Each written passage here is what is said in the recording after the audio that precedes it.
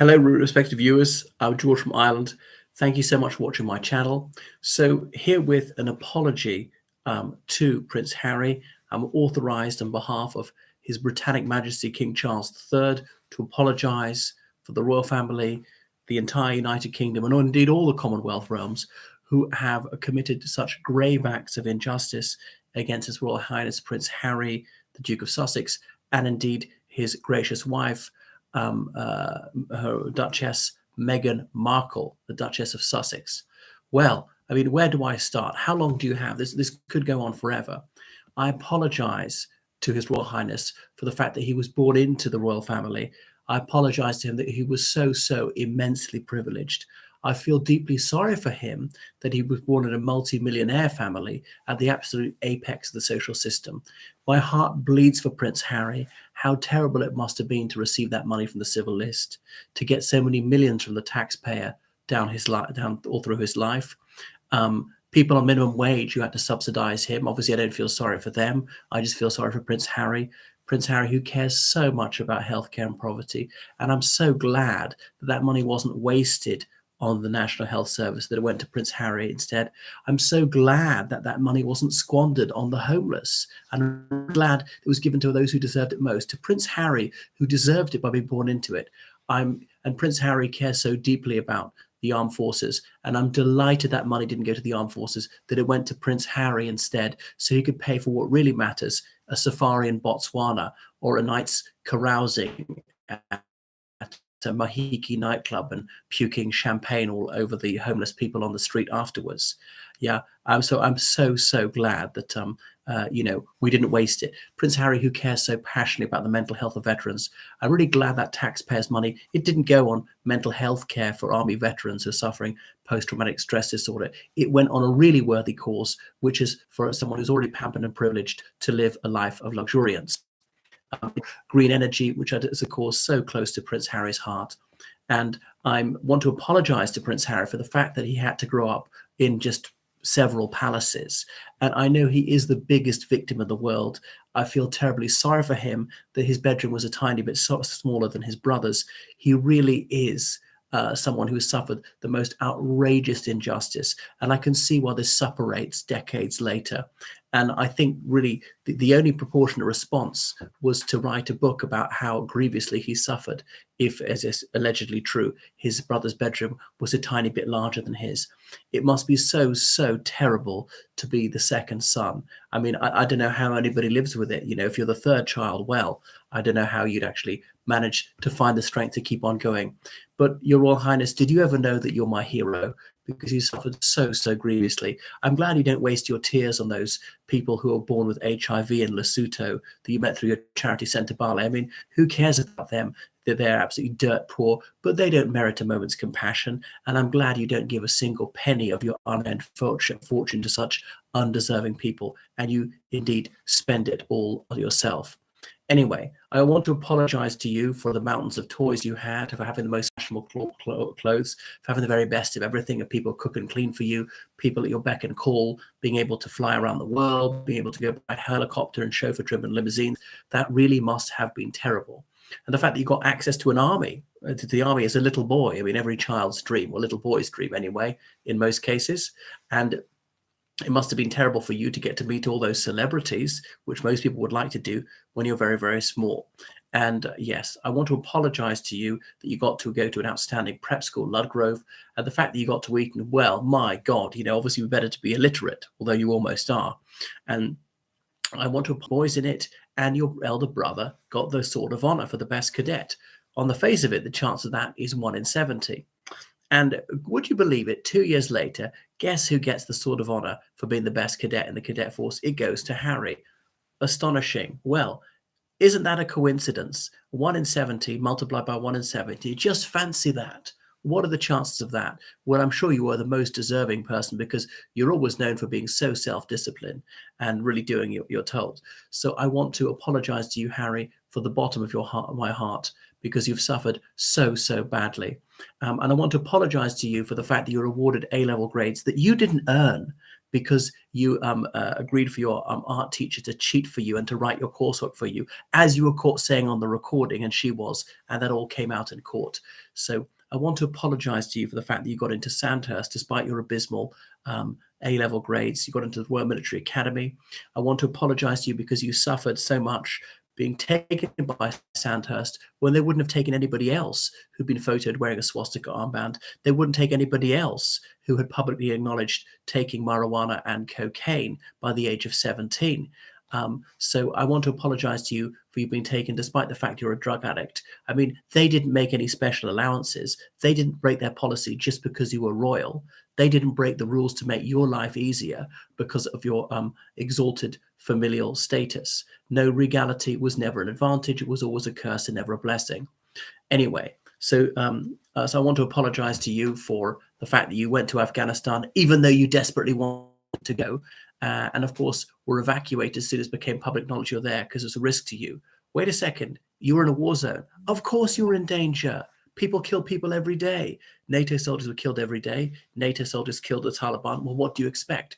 I'm not sure how that was in any greater danger if they knew it was you or knew it wasn't you. They're going to try and kill you anyway. The Taliban are going to try and kill every NATO soldier they could. They're going to try and shoot down every Apache helicopter they could. Anyway, so I wish to apologize for you for the deference that you have shown and for the kindness, the politeness that was extended to you. I wish to apologize to you, Prince Harry, for the impunity that you've experienced, for the fact that you got away with the possession of illegal drugs on numerous occasions, were never arrested, got no criminal record. People go to prison for possession of a Class A drug, cocaine. Admitted in the United Kingdom, they seldom go to prison, certainly not for long, but no criminal record, not kicked out of the army. I don't actually know whether you abuse drugs in the army or not, but any contact with drugs in Her Majesty's Armed Forces, that's it, you're out, no second chances. You can never get back in. Bear in mind, officers are supposed to set an example, play better than their men. I apologize to you, Prince Harry, for the fact that you got away watching photographers, and this has been photographed in public, to photographers who were doing what they were allowed to do within the law, doing their duty of photographing a public figure in a public place, whereas you're committing a crime, a violent assault on an innocent person. So I apologize to you that you suffered having a photo taken, despite actually courting the media all the time, taking photo opportunities to this day, going out of your way to be on camera. But I want to apologize for you that you got what you wanted. I also want to apologize to you, Prince Harry, that you exposed your penis to vulnerable young women in Las Vegas. Whether they're really vulnerable, but I don't know. As you're on board with the Me Too movement, every woman is vulnerable when saying that makes a man look bad. So someone who exposes his penis to women like that used to be called a pervert. Not that you were in a sexual relationship with anything, getting out in public, something I have never, ever done and never, ever would do. So I apologize to you that you weren't treated like everybody else. You want to be treated like everybody else. Well, in the United States, the law is very harsh indeed, and you could go to prison for some time for that act of gross indecency. So I want to apologize to you for the fact that the public so adored you for years and just let you get away with anything and actually lionized your wife. I apologize to you the fact that Meghan Markle was extraordinarily popular in the United Kingdom at first. I apologize to you for the tens of millions of taxpayers' pounds that were spent on your wedding to make you feel special, to exalt you and your wife. So I apologize to you that you had to make do with St. George's Chapel, Windsor. I mean, this 1,000-year-old, incredibly historic, exquisite chapel. I know that simply wasn't good enough for someone of your status. That was a really, infra dig for you to have to put up to that. And I apologize to you for the adulation that was accorded to you, for the honorary colonelships that were bestowed upon you, for your captaincy general of the Royal Marines and so on. And it must have been so galling that was taken away from you when you refused to do the duties like, living in the UK. So I apologize to you for the fact that the United Kingdom has a free media. Yes, I apologize that there is free speech in the UK and people are allowed to say what they think, as you certainly do. I apologize to the Duke of Sussex for the fact that we don't recognize that he's divine. I apologize that we don't think of you as being above criticism, and that we don't accord a unique immunity to you, an immunity from scrutiny and even constructive criticism. I apologize that people actually comment on your behavior, and not all the coverage is exclusively laudatory. I know it's absolutely despicable that anyone should ever say anything you find the slightest bit disobliging, because you should always have it entirely your own way. So I apologize to you that we don't spoil you even more, and we don't regard you as completely irreproachable. I apologize to you that anyone ever called you out. And as you demanded accountability, well, I apologize to you that people held you to account when your much vaunted standards about every little decision having an impact on climate change was something the press actually held you to when you flew to France, when you could very easily have gone by Eurostar. So I apologize to you that the press tell the truth about your behavior. That really must be galling. Isn't it outrageous that the press have the temerity to report your behavior and words accurately? So I apologize to you that the press simply told the truth about your breaches of protocol, your hugging and touching your wife in public. I don't care that you did that, but they told the truth about what actually happened, and not everybody approves. And I apologize to you that these really terrible things that you suffered about your wife not getting this or that tiara, or that, the cottage you're getting for free from your grandmother wasn't as big as a palace or something like that. I mean, it really is the gravest injustice that a man aged 35 should have to pay for his own accommodation and his own bills. And I apologize to you that inherited misery. It's been a life of penury, of privation for you. And I offer you a heartfelt apology for the fact that you had to play second fiddle. You're going to be in the halfpenny place. Yes, isn't royalty unfair?